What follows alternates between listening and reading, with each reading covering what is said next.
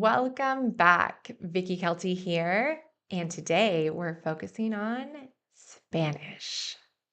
So I don't have any study stats to share at the moment, but I do have my leisure stats because with Spanish, I'm all about the leisure.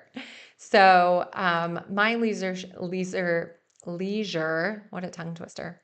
My leisure stats for Spanish are my daily life. There you go. No, but to give some more specific leisure stats, that would be things like interacting verbally with people in Spanish, watching television in Spanish. In fact, my husband and I just finished a TV show that was set in a funeral home. It was very morbid humor, but but no, it was quite it would it was a mixture of this dark comedy and trying to be lighthearted, but I mean, it's set in a funeral home, so it's only so lighthearted you can be. But that was my Spanish practice for the most part. Let's say my contact with Spanish. My plan for Spanish is going to be coming at you differently, like way differently, if you listened to my French plan. My plan for Spanish is that I am here to rebuild my ability to tell lengthy stories, like the stories I will share in these episodes. Basically, yeah. So, I've lost my expertise at telling these lengthy stories in Spanish. Full disclosure, I have lost this ability because I just haven't been doing it. Yeah.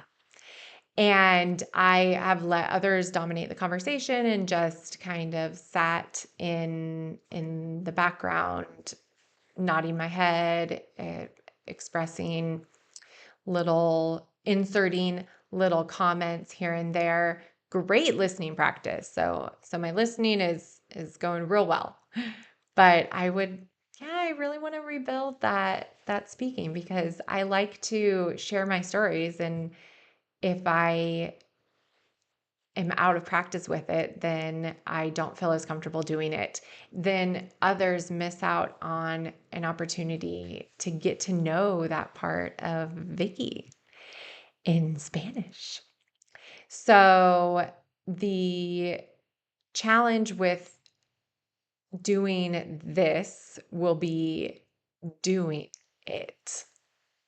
Isn't that always the biggest challenge? Actually doing the thing.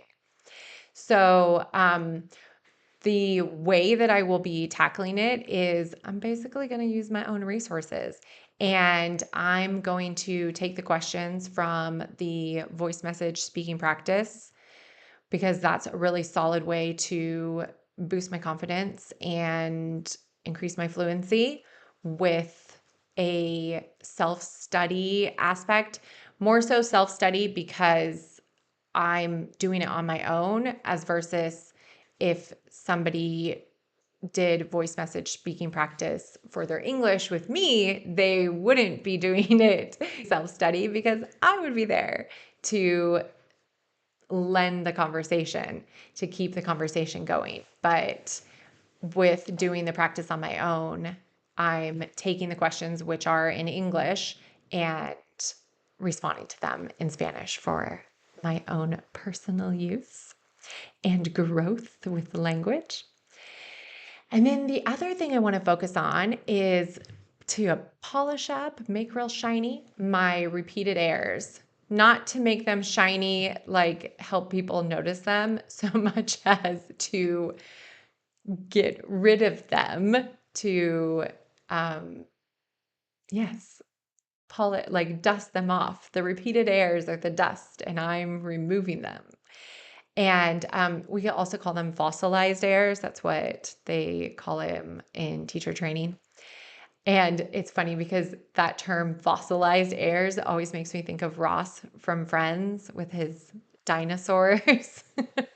But Anyways, so I want to focus on polishing up those airs by way of speaking and writing. So those are going to be the ways I tackle those. And the positive is that I do know what errors I've been making. And so I can easily fix them because I can recognize them. Now, the issue is that I have to remember them because I know them when they happen, but I don't have them written down anywhere. So that's going to be one of the first tasks, is basically to use my own voice message speaking practice with myself and pay attention to my recordings. So listen to my recordings and see what errors I hear. And a little tip for you, one of the ways that I can sense that it's an error is because I hesitate when I'm about to say it. And I know that when I get nervous about a certain word or phrase or grammar point, it's because I know that in the past, or I remember in the past, that I have said it incorrectly. So, like, a part of my brain knows, wait, there was a doubt between whether it was this word or this word in the past. Okay. Am I using the right one now? Is this the more accurate option that people are going to understand easily? And so then when I notice that in my recordings, I can jot that down and I'll put it in a place labeled fossilized airs, Ross's airs. Give it some kind of title so that I can easily find it again. And then I'll have a list of those that I can go back and practice. And basically, the next step of how I'm going to overcome those is that I've identified the error, perfect. And it is really good that I can identify them on my own because we don't always have a teacher present. And in this case, for much of the practice that I'm sharing, I don't have a teacher present. I am my own teacher of Spanish and French. And so I'm using all of these outside tools. Now, the self-study things that I'm using, another teacher has created. So in a very real sense, I do have them as a teacher because they created these really awesome materials that I get to use to teach me. So in that way, I do have a teacher, but I won't have a teacher who is listening to my audio and pointing out these different mistakes, or I won't have a teacher who is live saying, oh, this is actually the way that you say it, or, oh, let's take a look at this. So I have to be really attentive to what's going on so that I can identify those specific errors. And every time I do that, then I can use the fact that I've identified it to practice it. And then I'll just practice it in more accurate ways. I will review what I know about it.